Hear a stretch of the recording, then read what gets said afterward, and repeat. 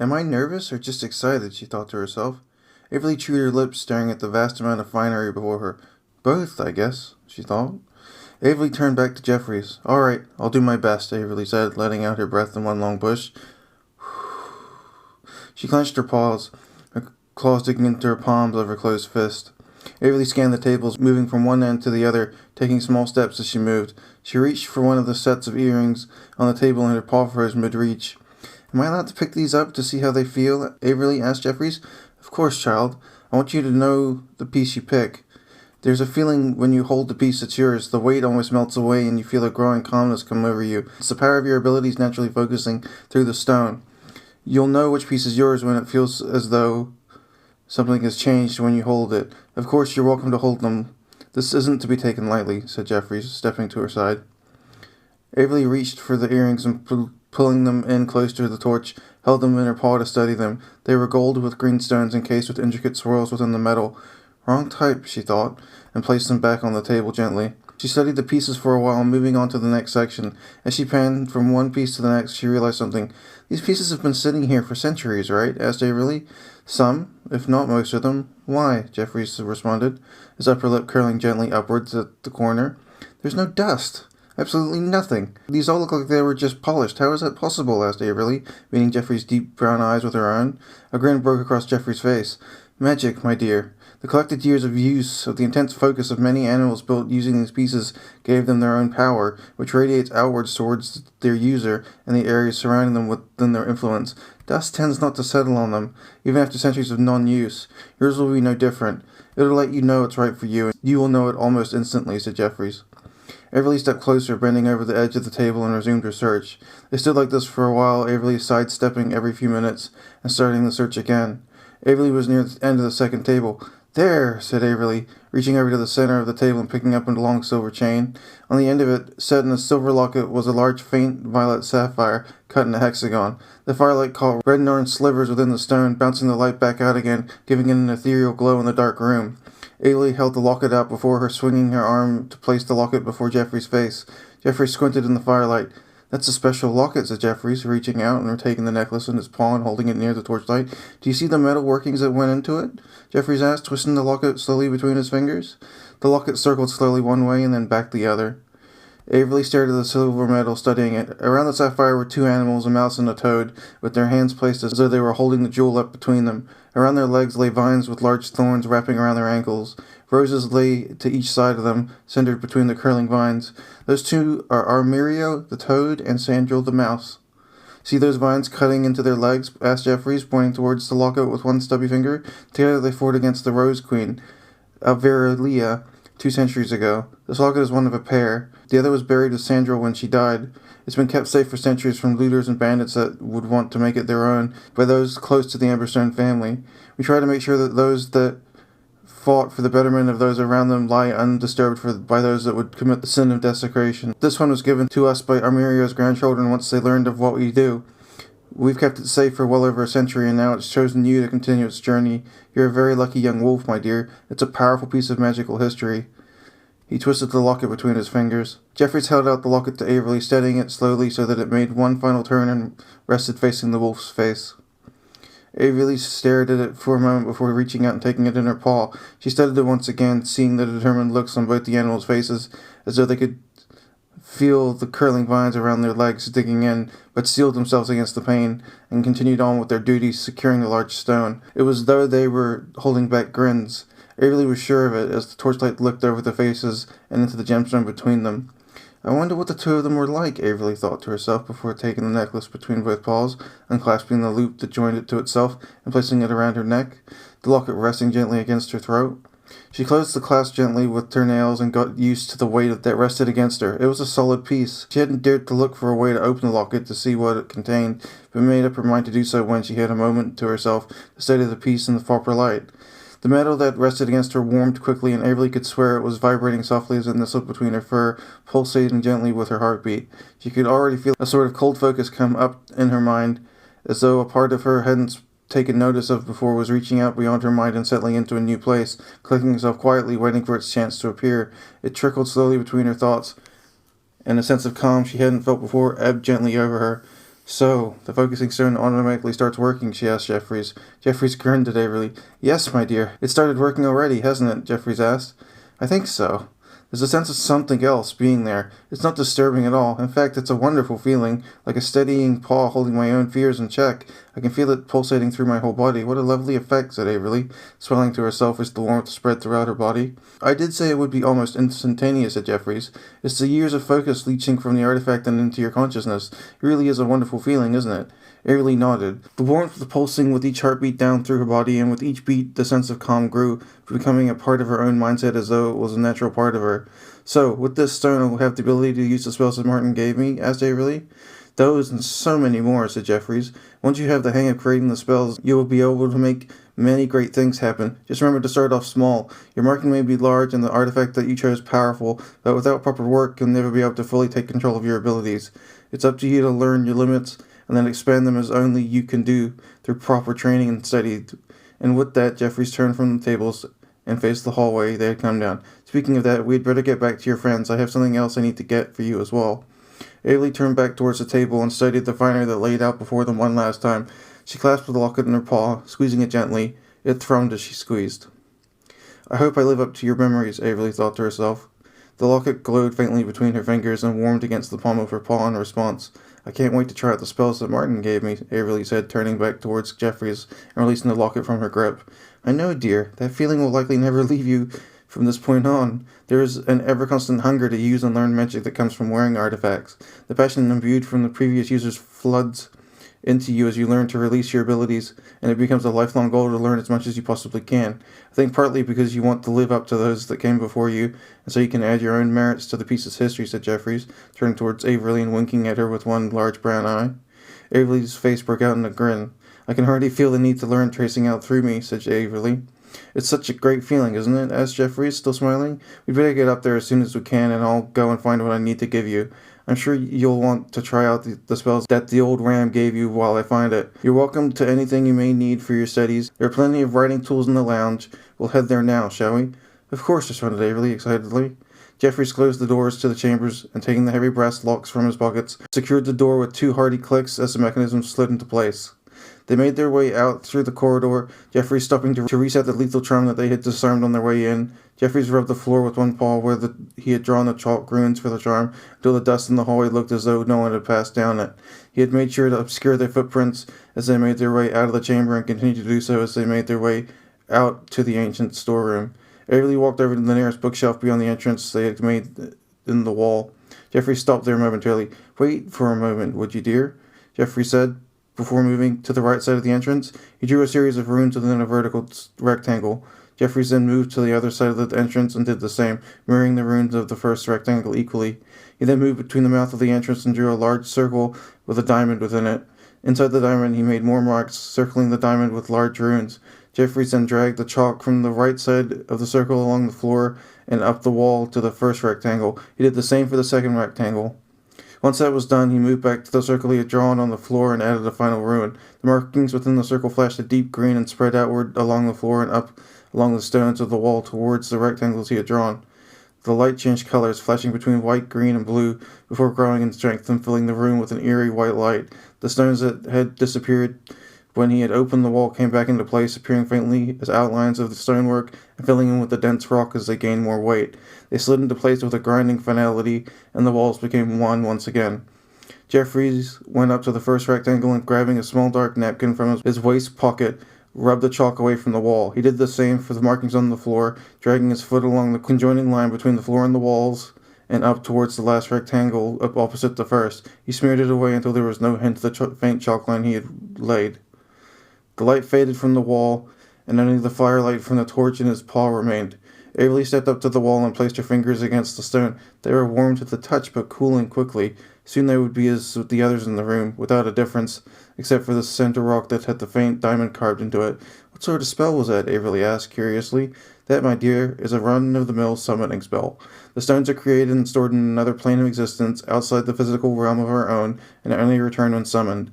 The place they remain at otherwise must be quite warm, as they always come back heated from some unknown source, said Jeffries.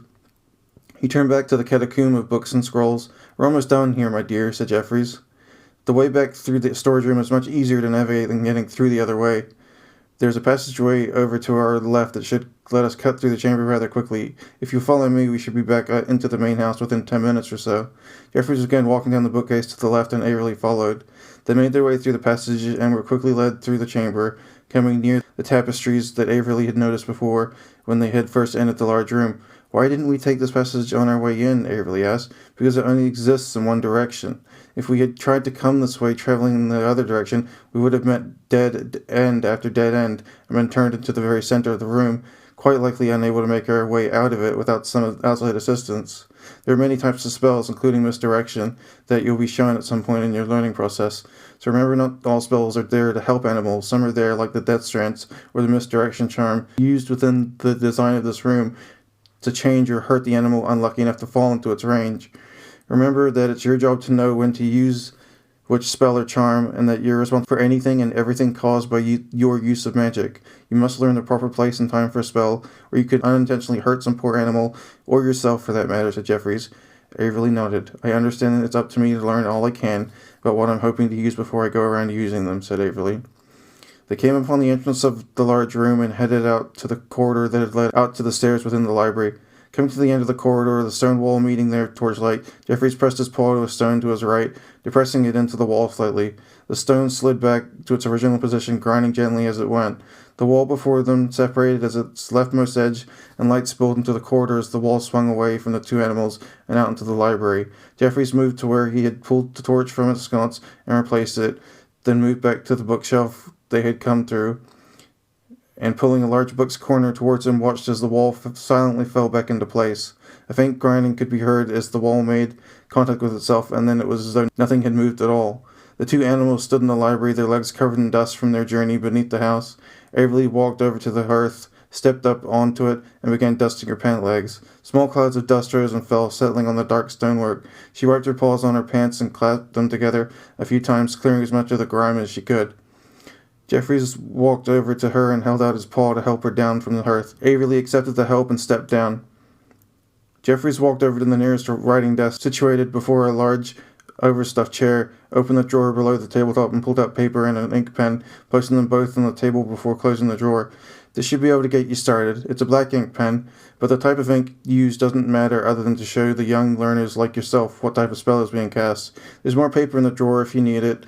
If you're ready to start learning your spells, I'll leave you here to work with them, dear. I'll be back shortly with something to drink and eat for you, as well as something else that I'll need to give you before you head back out on your journey, said Jeffries. Jeffries began walking towards the large doors leading out into the hallway. Thank you very much, Mr. Jeffries, said Averly, gratefully. Jeffries turned to Averly. Of course, my dear. Be back in a tick, said Jeffries, walking through the nearest door and closing it quietly behind him. Averly sat down in the large chair and pulled it closer to the desk. She reached into her shirt pocket, felt around for her parchment that Martin had given her, and realized she had left it with her traveling gear back in the room above the library. She pushed herself away from the desk, got up, and headed upstairs. Rose and Samuel were waiting for her when she arrived. They were laying on the same bed, holding each other's paws and staring at the ceiling when she came in, and sat upright when the door opened. Averly noticed that their cheeks were flushed, and they both had faint glimmers of smiles curling their lips. "Did you find what you needed?" asked Rose. Averly put her paw behind her locket and pulled it forward, showing Rose and Samuel what she had chosen. Samuel bent forward, leaning over the edge of the bed, and stared at the locket, studying the intricate metalworking that had gone into its building. "It's gorgeous!" Samuel exclaimed. Rose got up and came up to Averly to scrutinize the locket. Her eyes locked into the sapphire that sat squarely in the metal. "That stone is absolutely huge," Rose said breathlessly. Samuel nodded in agreement. "It's an untreated sapphire. They heat the ones we use today to remove impurities from the stone, deepening the color to darker tones. That's a very old stone, and to find one so large is very rare. You're very lucky," said Samuel. Averly nodded and let the locket fall to her chest. "I am. I know it. I've just come here to grab what Martin gave me, and then I'm off back to the lounge to test out the spells he gave me. Jeffries has gone off to get me something, though I can't tell you what.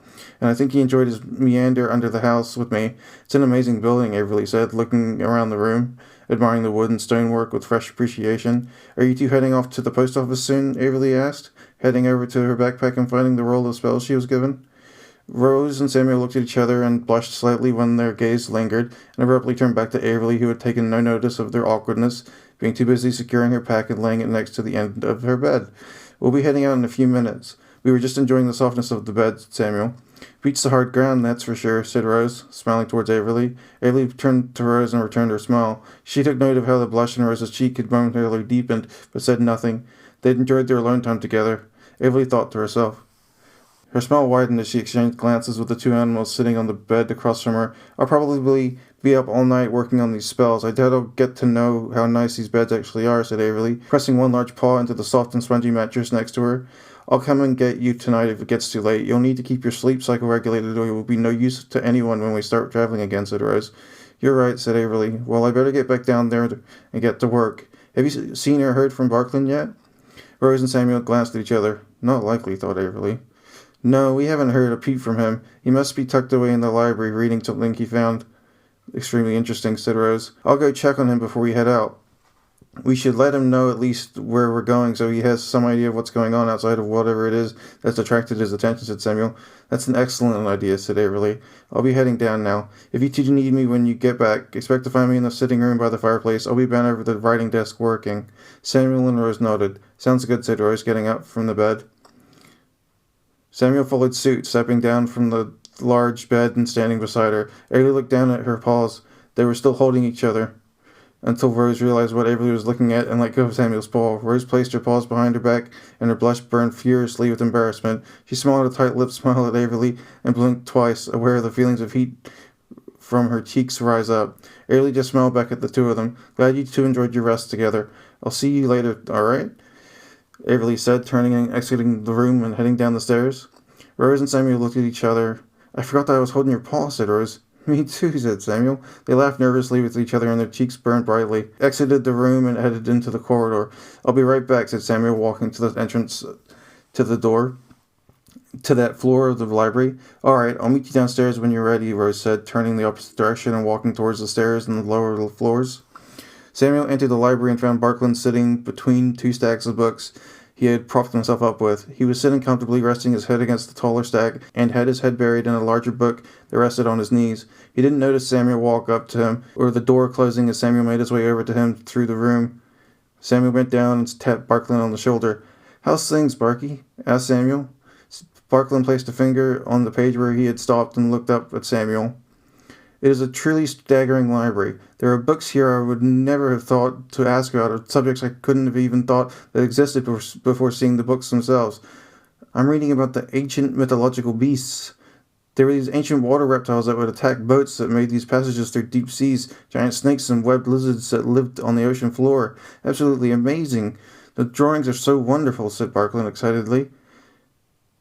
I'm glad you're enjoying yourself. Have you found any books about the areas around here? We don't know them, and it would be helpful if we had some information about the place of interest for our own sake, said Samuel.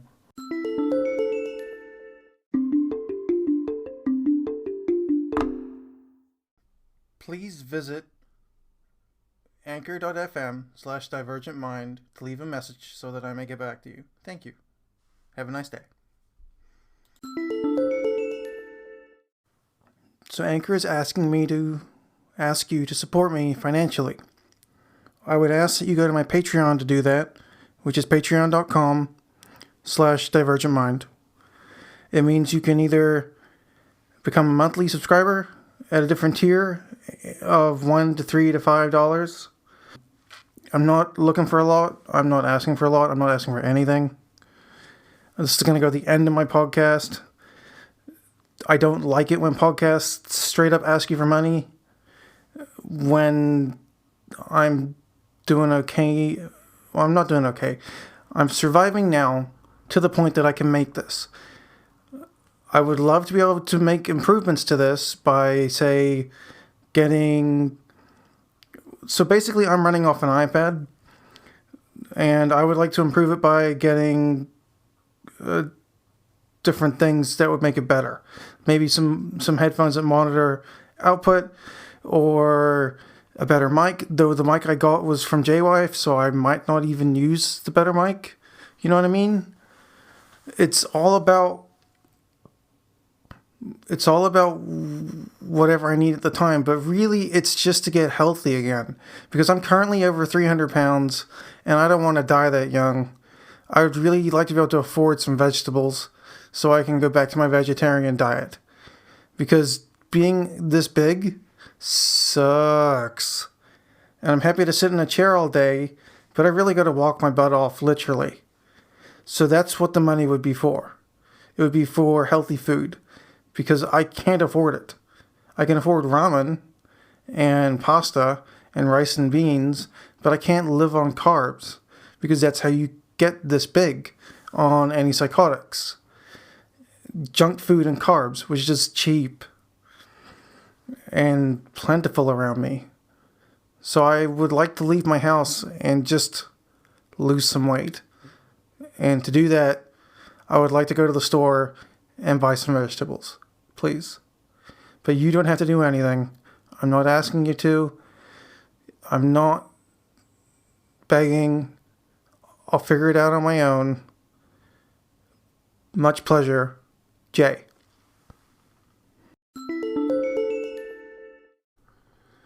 Okay, so I just wanted to let you know that I have a YouTube channel called Taught Myself, and that I've decided to start selling merch already with a phrase that my brother showed me saying, "My disability is invisible," of which I made a hat for myself.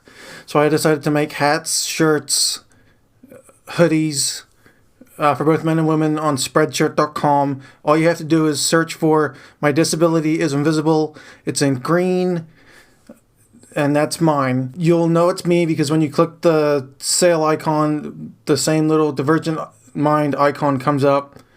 And I hope you'll support me. I make about $5 per shirt or per sale. Everything else goes to Spreadshirt. But that's okay, because it's still a better deal than a lot of other places. And I really hope you'll support me. Come check me out on the YouTube. Teach me how to do that properly so I can have a community there too.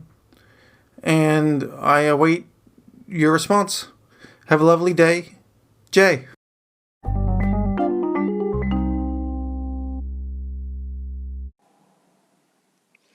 Hey people, take a listen to the Divergent Mind podcast.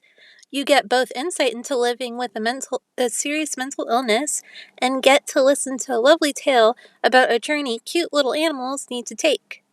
Don't miss out, and remember, divergent minds don't need to think alike.